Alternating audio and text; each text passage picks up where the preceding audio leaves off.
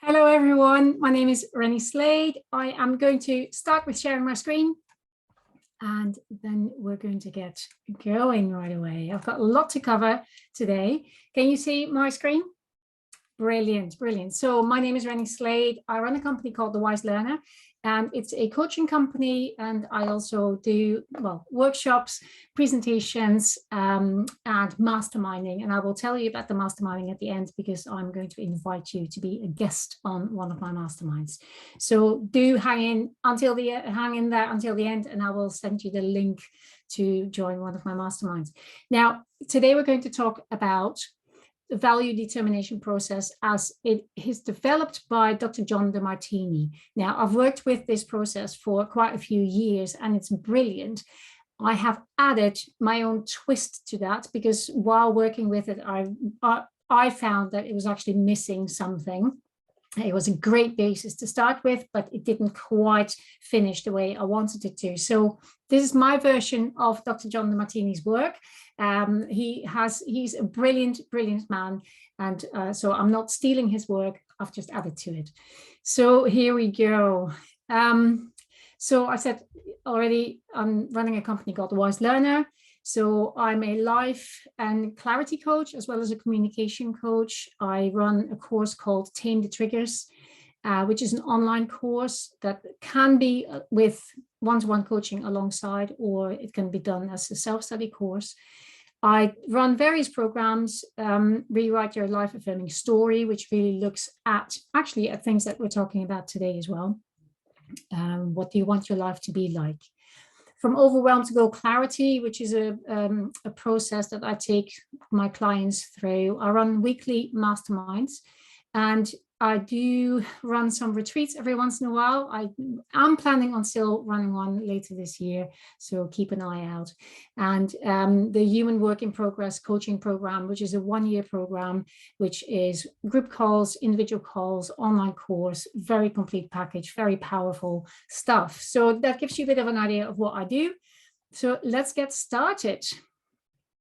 Now, Dr. John Demartini is a human behavioral specialist and founder of the Demartini Institute. And their tagline is dedicated to expanding human awareness and potential. He's a best-selling author, a business consultant, and he provides answers to questions and practical solutions to life's challenges.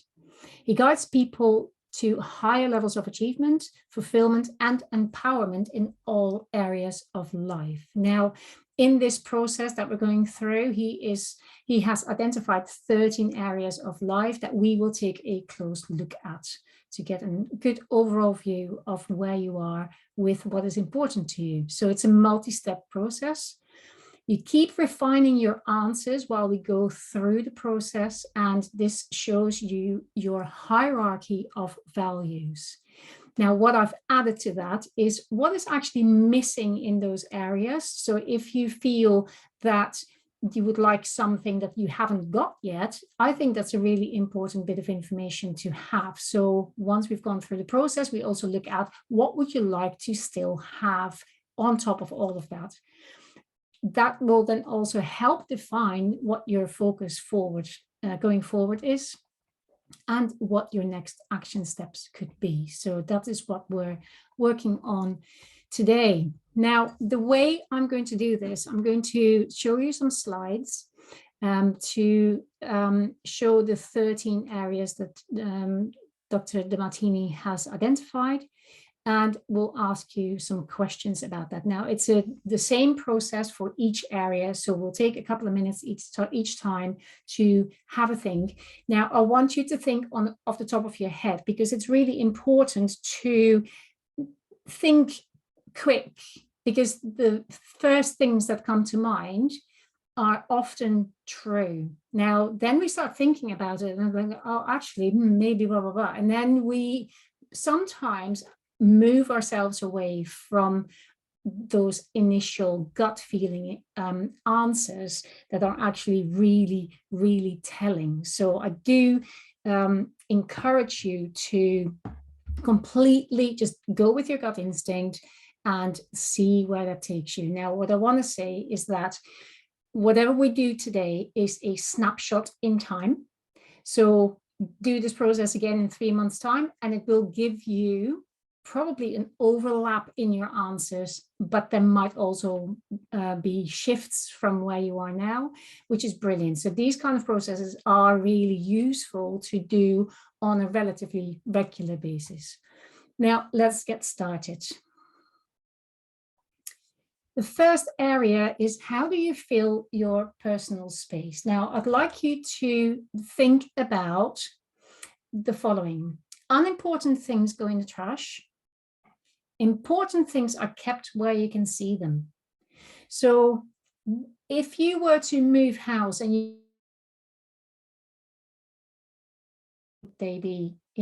look at it that way. You can pick 3 things. This is kind of the desert island question. But what is important to you? Because what 3 things fill your space? Out of what you've got, which ones do you always want to have around you? So if you can write down for your personal space, how do you fill it? Write down 3 things. So what does your life demonstrate through your space? When you look around, do you see family photos, sports trophies, business awards, or books? Do you see beautiful objects? Do you see comfortable furniture for friends to sit on? Because that can give you an indication that friendship is really important to you, or hanging out with them is really important to you. Souvenirs of favorite places you've visited. Could be music, could be musical instruments, anything. It will be different answers for everybody. So 3 things that you fill your space with. This will give you an idea of what you value most in this particular area.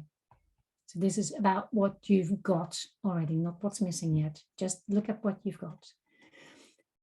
So we go through this process for every single area. The next one is, how do you spend your time? So people make time for things that are really important and run out of time or are late for things that aren't important. So in which 3 areas do you spend your time? So here's something you can really count on. People always make time for things that are really important to them, and they run out of things for things that they aren't. So it's just as simple as that. Even though people usually say, oh, I don't have time for what I really want to do, the truth is that they might be too busy doing what is actually already really important to them. So what they think they want to be doing isn't really what's most important. So there's this kind of idea of what you should be doing, expectations from people around you. Could be your boss, could be your partner, could be your children. There could be all kinds of things happening around how you spend your time. But what you always make time for is important to you. So 3 things, 3 ways you spend your time. I personally spent my days researching, writing, teaching, traveling, coaching, developing new ways of sharing what I have to share with people, which is what I love doing. So I love spending my time like that. Really important values to me. I always find time for that. Next slide, next area. How do you spend your energy? You always have energy for things that inspire you, the things that you value most. You run out of energy for things that don't. So things that are low amongst your values, they drain you, and things that are high among your values energize you.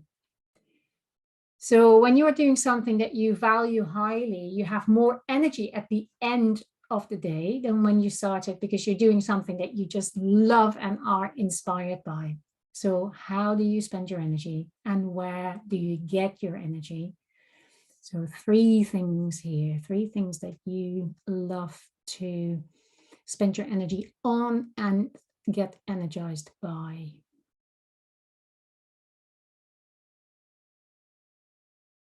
It could be going outdoors for a walk. It could be having a long bath, whatever it is, hanging out with your friends.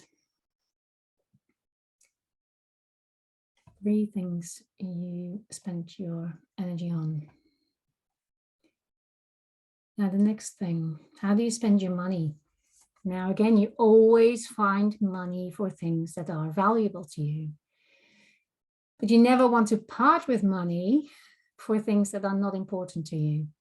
So if you've got £100 or $100 or whatever currency you work with, and you have to choose between 5 things, which one do you pick? So there's 5 things that cost 100, and you want one, you'll pick one. What would that be? So your choices about spending money tell you a great deal about what you value most. And again, by now you might start developing a bit of an idea, and you might start thinking, oh gosh, I'm starting to repeat my answers now. I'd like to say to you that that is actually brilliant when that happens, because we'll go through the second part of the process later on. Please feel free to repeat answers. If that's what comes up for you, then that's fine. Repeat your answers and we'll tally them all up at the end. So how do you spend your money? 3 ways how you spend your money. Next one. Where do you have the most order and organization? Now, you might consider yourself messy. Maybe not. But even when you think that you're a messy person, there will be a few things in your life that you are actually really quite organized in. That could be, piles of messy paperwork on your desk, but your music collection might be alphabetized on your shelf. Whatever it is that you really organize, so you know exactly where to find stuff. That could be photographs that you've taken and you've stored them on your computer. It doesn't matter really what it is. Where do you have the greatest order and organization in your life? It will give you a good sense of what matters to you. Now, the exception here is money. A lot of people don't have their money organized. It doesn't mean that other things are not important to them. So forget about the money here, because we've already kind of looked at the money thing, what you spend it on. This is not necessarily about how you organize your money, but maybe it is really important to organize your money. So have a think about it, but I'm looking for 3 things apart from money that you like to really be organized in. So in my case, my research and teaching materials, I know exactly where to find things on my computer, because it's important to me that when I work with a client, I know exactly where to find what I need for that particular person. So that's a really huge valued thing for me. Now, so which 3 areas are you most organized in? Next category. Where are you most reliable, disciplined, and focused? Now, you don't have to be reminded from the outside by other people to do the things that you value most. It will be done because they matter. So which things will you never drop and always get done? And you're inspired from the inside to get these things done. So activities, connecting with various relationships and friends and family members. What goals do you have that you really work towards in a disciplined kind of way? Where are you reliable, where you always show up on time with the right materials? What do you love to focus on in a way that people have to you get startled when people get you out of that focus mode and you've just been brought back to the outside world. So what are the things that nobody has to get you up for in the morning? What would you just love to do all by yourself and it will get done? So 3 activities and areas where you're most reliable, disciplined, and focused. Next category. What do you think about and what is your most dominant thought? Now, I'm not talking about the negative self-thoughts or self-talk or the things that distract you. I'm not talking about the fantasies and the shoulds or the ought tos or the have tos or the need tos or the musts or not those types of thoughts. I'm talking about your most common thoughts about how you want your life to be. What do you daydream about? What, you know, and steady evidence of what you want to bring into your life and what you're working towards. What do you think about? What occupies your mind? What are your 3 most dominant thoughts or things that you think about?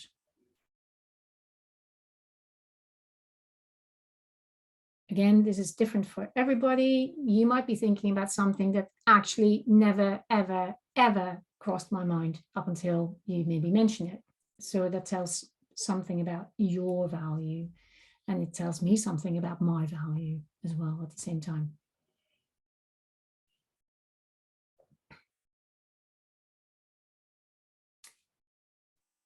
The 8th category area of your life. What do you visualize and realize? Now, again, I'm not talking about fantasies. I'm asking what you visualize for your life that is slowly but surely coming true for you. So for me, that is reaching out to more people. You know, I'm dreaming about reaching a much bigger group of people with what I've got to share. And that is slowly happening, you know, over time. My community is growing, which is just a wonderful thing. So it's important to me to visualize the possibility of that and then make that a reality in my life. So I'm very happy for you to be here because there's some wonderful new people on the call, also some people who've worked with me before. So I'm so absolutely delighted that you're all here. But what do you visualize? What do you dream about? What do you realize out of those dreams? Which ones do you really work towards making a reality? So you might be dreaming about stuff, but never get to the reality stage of them. So there's a bit of a difference there. Keep that in mind. So this is visualizing and realizing. We can daydream about a lot of things, but it doesn't necessarily mean that we put any effort or time towards making them come true. Next one, what is your internal dialogue? Now, again, I'm not talking about the negative self-talk. What preoccupies you in what you desire most in your life? So intentions. Slightly different from the visualizations. This is what you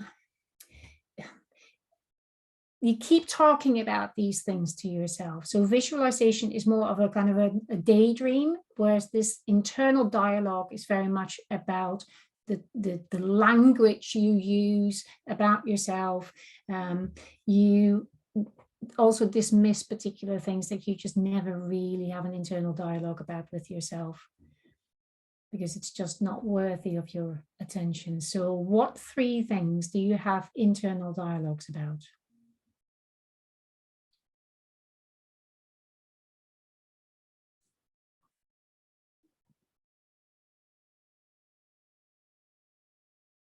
So 3 things.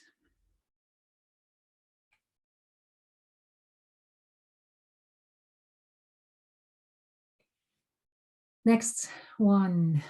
What do you talk about in social settings? Now here's a clue that you'll probably notice for other people as well as for yourself. what are the topics that you keep wanting to bring into conversations you have with other people? Nobody has to remind you to talk about these things, because you really love spending time talking about these things, explaining it, and sharing what you learned about something. So what subject, even if you are an introverted person, what subjects might make you extrovert where you can't stop talking about those things? So it doesn't matter whether you're introvert or extrovert here. It's about the things that you just love to talk about with other people.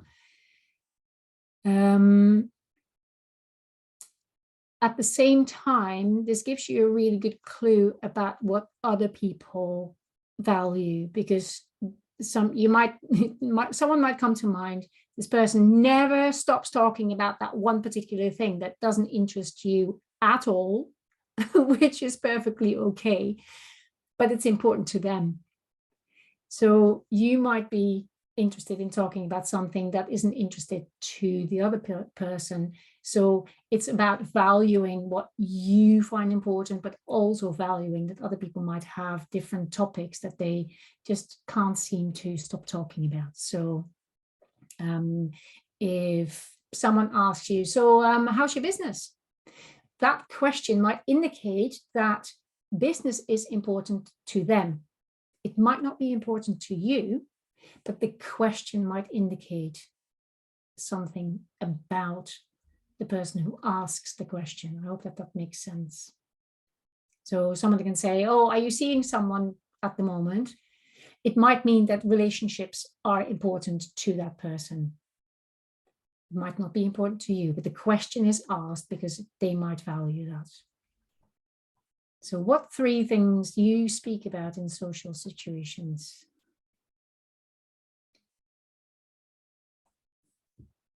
Number 11, what inspires you? What's inspiring you now, but also what has inspired you in the past? And what is common to the people that inspire you? If you're thinking about, people that you think, oh, I could listen to that person so much, I can't stop. Every time I hear them speak, I get inspired by them. So if you have a few people in mind, what is the common denominator between them? Because that gives you an idea of what you find important. Figuring out what inspires you also reveals what is most valuable to you. So what are the 3 things that inspire you the most?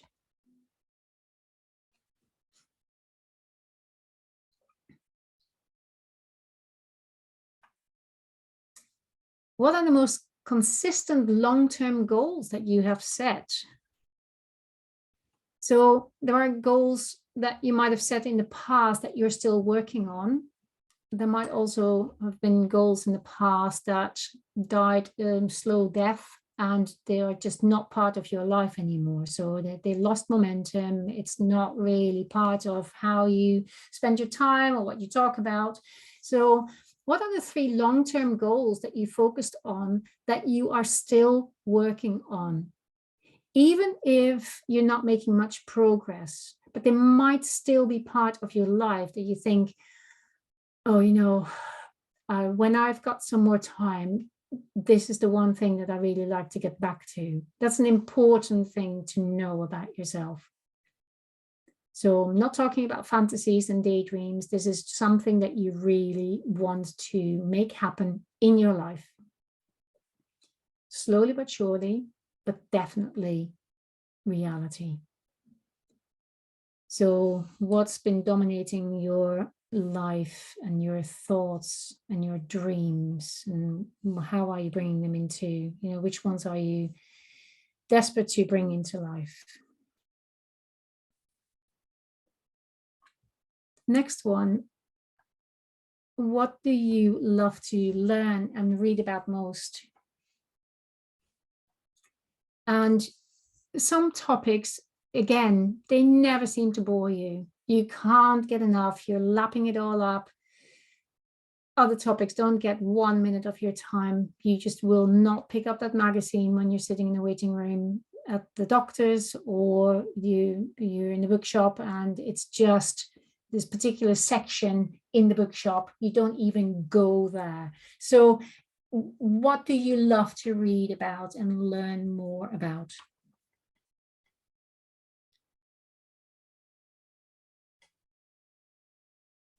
So 3 things.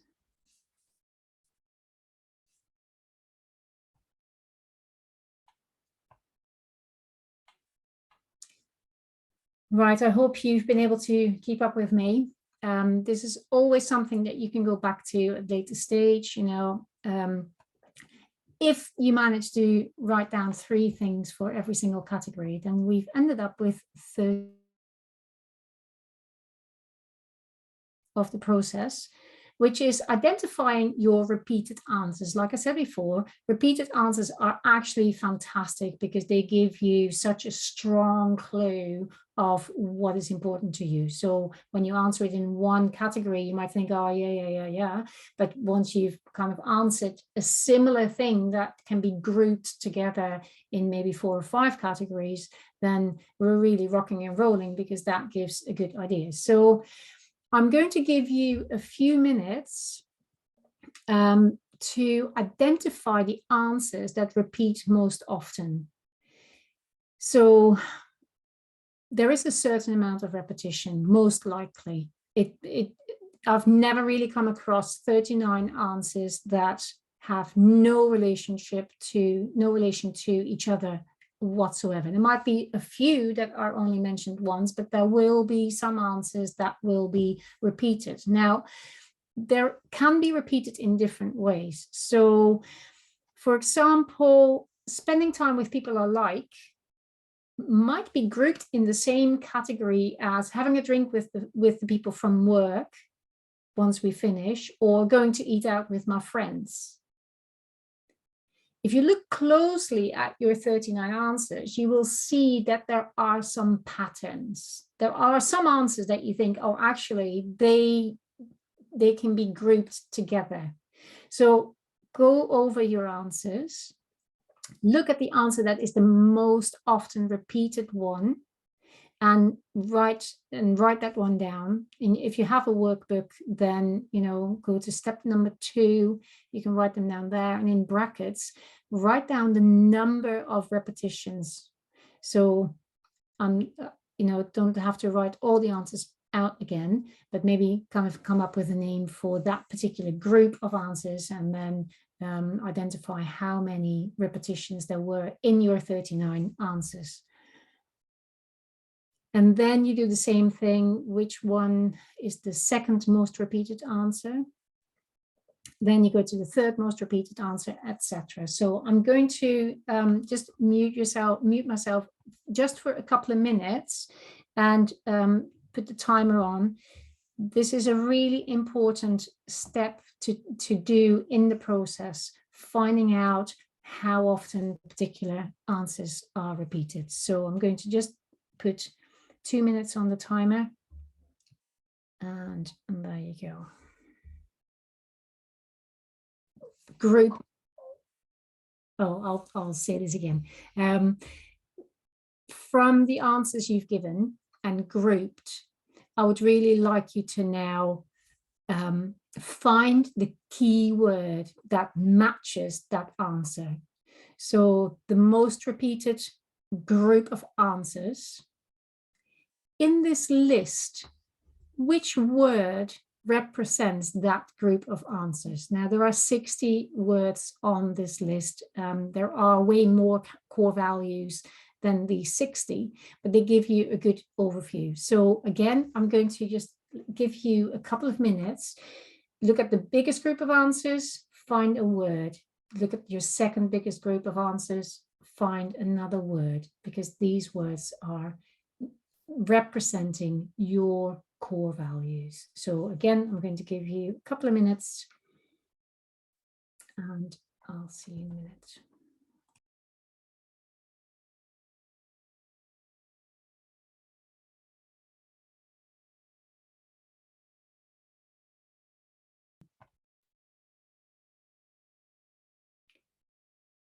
So I hope that this will give you a bit of an idea of what your core values are.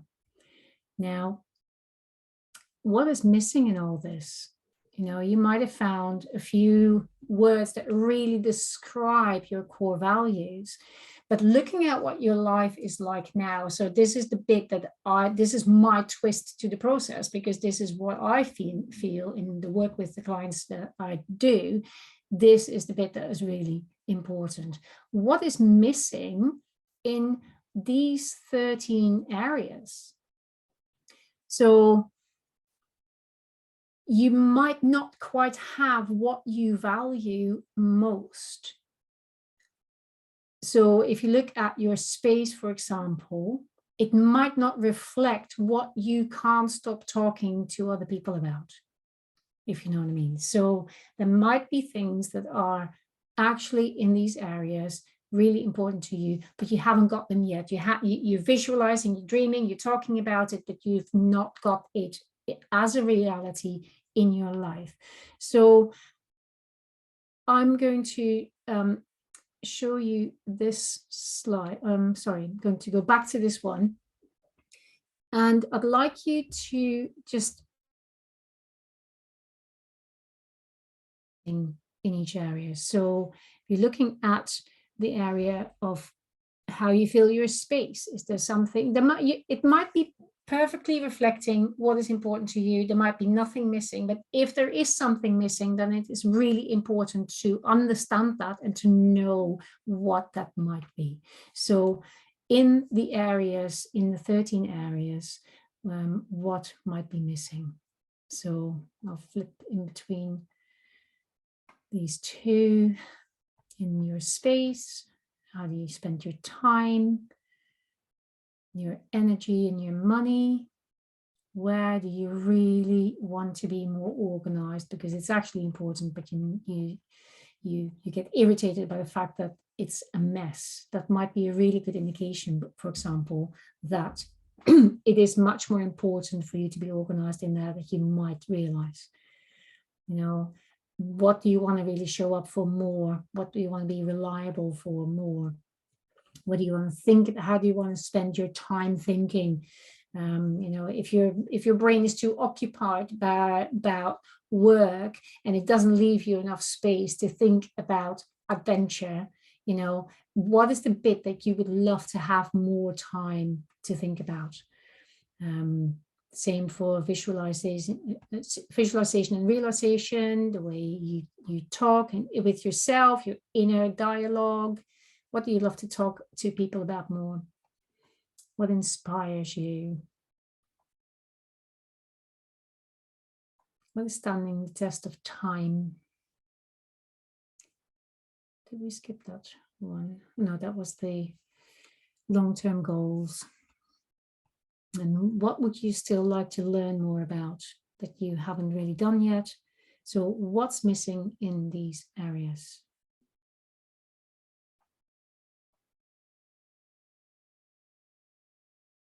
If an area is just perfect, that's absolutely fine.